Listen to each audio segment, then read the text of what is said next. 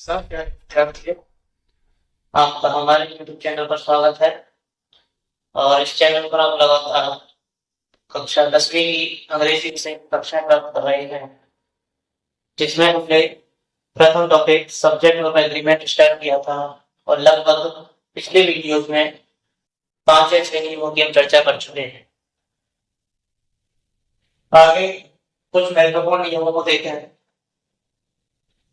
तो जिसमें जो भी हमने अब तक पढ़ा है कुछ वही चीजें हैं, कुछ अलग से काम आएंगी। तो टॉपिक था अपना सब्जेक्ट वर्ब एग्रीमेंट।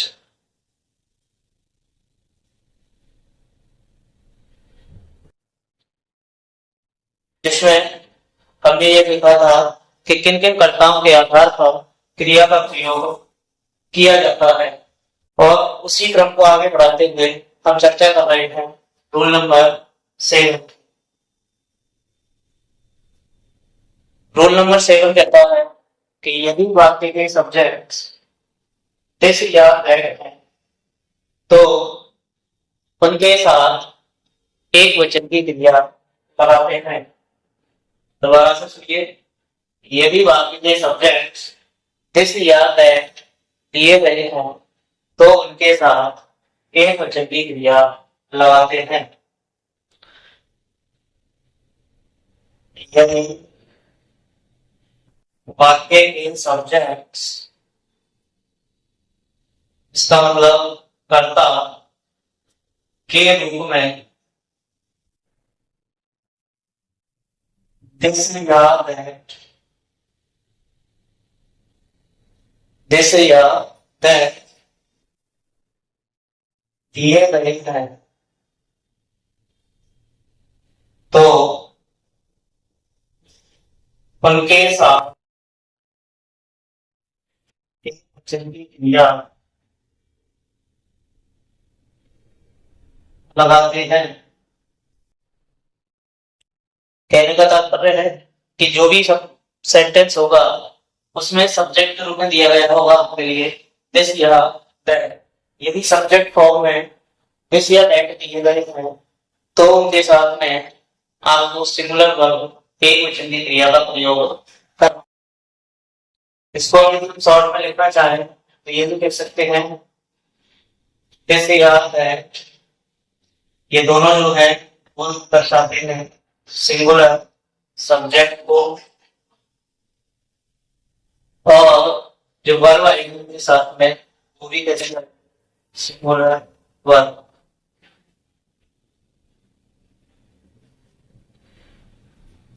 सब्जेक्ट में क्या होना चाहिए, दिस या दैट। और दिस या दैट यदि दिया गया है तो फिर उनके साथ में सिंगुलर वर्ब लगाते हैं। और सिंगुलर वर्ब के पहले चर्चा कर चुके हैं कि वर्ब में क्या लगा होगा, एस या ईएस या फिर आईईएस। अगर ये दिया गया है तो निश्चित रूप से वो वर्ब सिंगुलर होगी, एक वचन की होगी। यहाँ तक नोट कीजिए। उसके बाद हम चर्चा करते हैं कुछ महत्वपूर्ण उदाहरण की। एग्जाम्पल्स देखेंगे किस तरीके से इसको एनालाइज किया जाएगा, लिखिए यहाँ पर।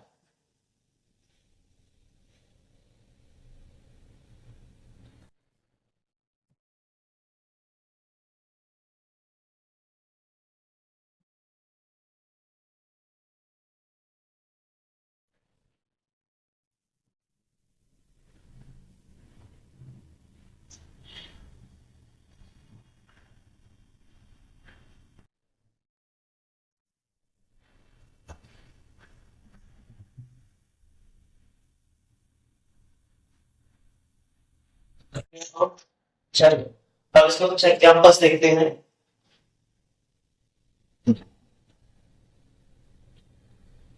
This blank space is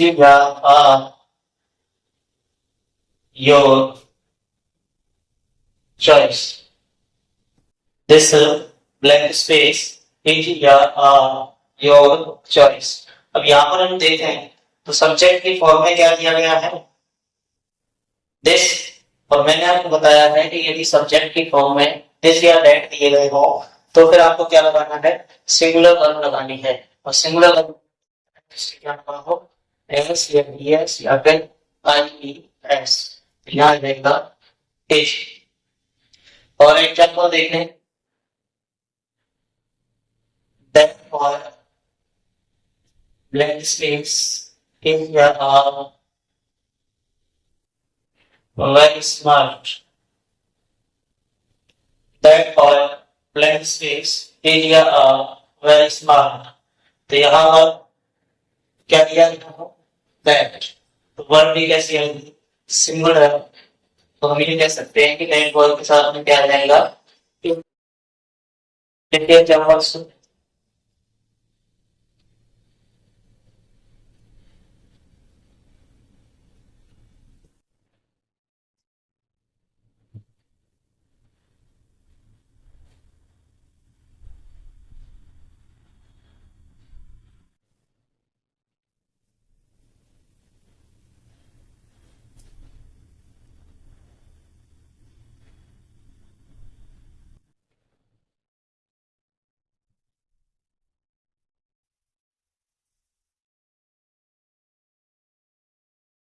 clear.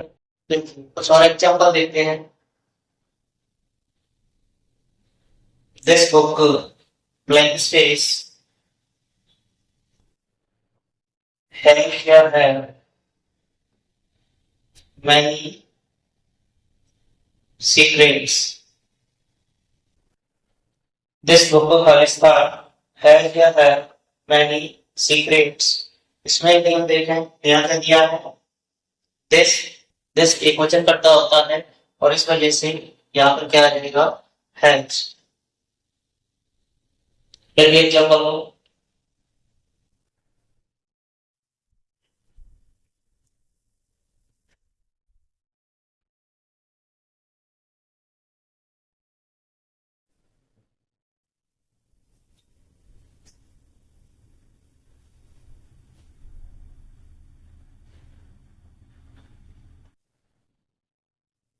चलिए चलिए आगे पढ़ते हैं और देखते हैं कि किस तरीके से नियमों को अप्लाई करेंगे।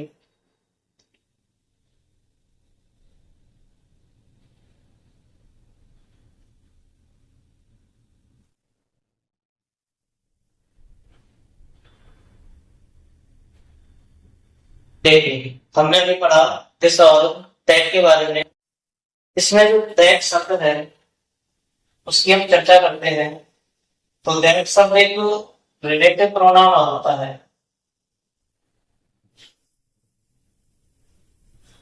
दैट जो है वो एक रिलेटिव प्रोनाउन होता है। अब जब ये दैट का प्रयोग रिलेटिव प्रोनाउन होगा तो वहां पर आपको दोनों तरह की वर्ब यूज करनी है। एक तो करना है इसके साथ में सिंगुलर वर्ब और एक करना है इसके साथ में प्लूरल वर्ब। ध्यान रखना है कि जब भी इसके साथ में प्लूरल वर्ब का यूज किया गया होगा वहां पर ये प्रयोग होगा रिलेटिव प्रोनाउन की तरह। अगर रिलेटिव प्रोनाउन की तरह ये यूज हो रहा है तो वहां पर सिंगुलर वर्ब तो आ सकती है, लेकिन साथ में कौन सी वर्ब लगा सकते हैं, प्लूरल वर्ब लगा सकते हैं। इसको यदि हम देखें तो हम ये भी कह सकते हैं कि दैट का प्रयोग एक रिलेटिव प्रोनाउन की तरह होता है तथा यह है जिस संज्ञा के लिए प्रयुक्त हुआ हो, प्रयुक्त हुआ हो उस संज्ञा शब्द के अनुसार, उस संज्ञा शब्द के अनुसार के अनुसार क्रिया लगाते हैं। यानी कि दैट का प्रयोग जो है किसके रूप में हो जाता है, रिलेटिव प्रोनाउन के रूप में। और रिलेटिव प्रोनाउन जिस संज्ञा के लिए आया होगा उसी संज्ञा के अनुसार हम क्या लगाएंगे, क्रिया लगाएंगे। यदि वो संज्ञा एक वचन है तो एक वचन की क्रिया आ जाएगी, और यदि वो संज्ञा बहुवचन है तो फिर बहुवचन की क्रिया आ जाएगी। एग्जाम्पल देखिए, I saw a boy that black space was या वर क्राइम, वॉज या वर क्राइम। और दूसरा मैंने कहा I saw a man and a horse that black space was या वर sitting in the park, sitting in the park।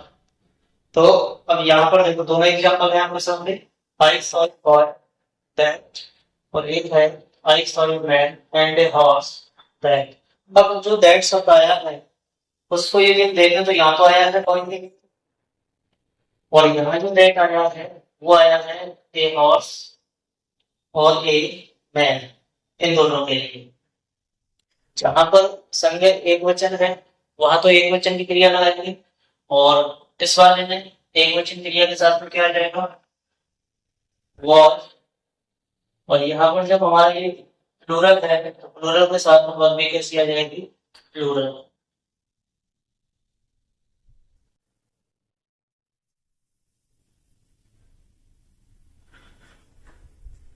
ठीक, तो आशा करता हूँ कि जो भी नियम मैंने आपको कराया है वहां समझ में आया होगा।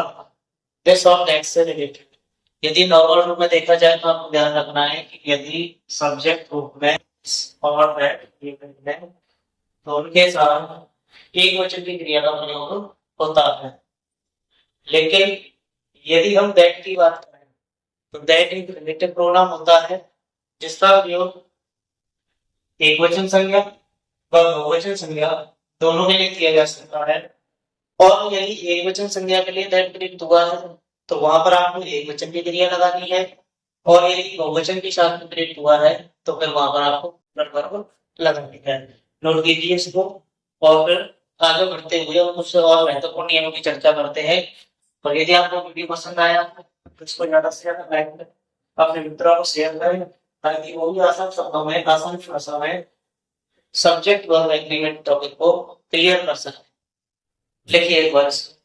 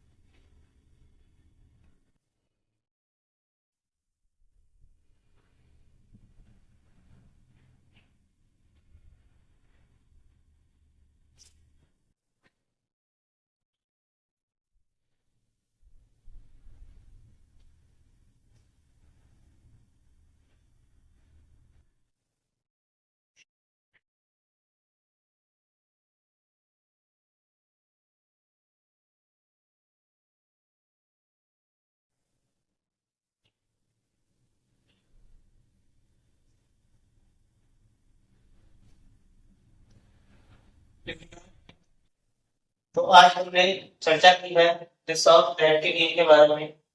ऐसे ही कुछ महत्वपूर्ण नियमों की हम चर्चा करेंगे कल। मिलते हैं कल इसी समय। धन्यवाद।